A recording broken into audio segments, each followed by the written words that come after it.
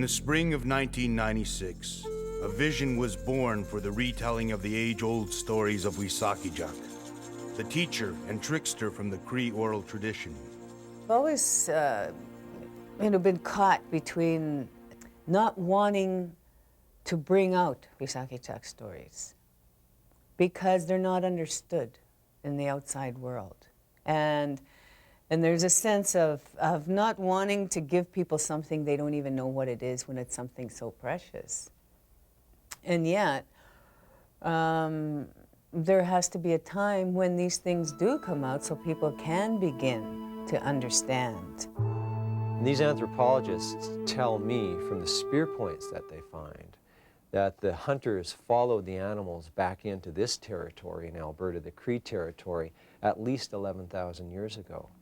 So if Wesakechak is from the creation myths of the Cree, he's potentially a character who's 10,000 years old. That's a long time.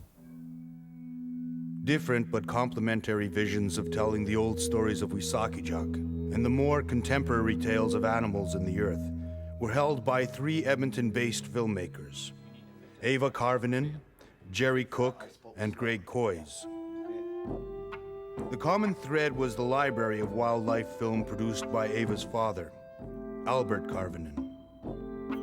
We were in northern Alberta in an outdoor setting, and I'd mentioned to Greg, like, why don't you talk to Albert sometime, see if maybe there's something you can do with Native culture or Aboriginal storytelling and making use of the library. And we recognize the strength of the old stories and that they'd be great for kids.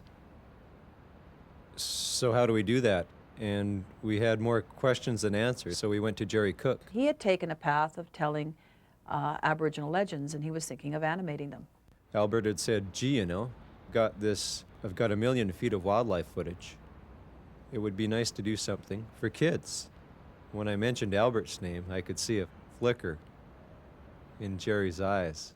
So I confessed what I was doing, and we decided we would try to put the two things together and see if we could create a half-hour special. We reached the point of two very different types of storytelling techniques, two types of animation. Ours was evolving into 3D.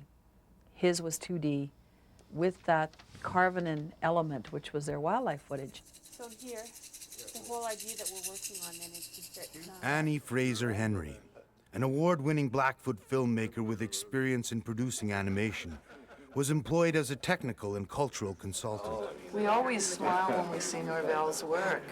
And it was Annie, who lived in Vancouver, who said, well, why don't you get Norvell? I know him.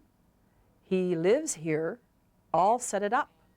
With Norvell's work, when you look at it, you know that it's coming from someplace. And to me, your work, Norvell, it's coming from the past and it's going into the future and it's moving in time. And the important thing about the work that Greg's trying to do and a lot of American Indian artists right now, I think we're trying to take our past and we're trying to bring it into the future. And what better work than having work like Norvell's, because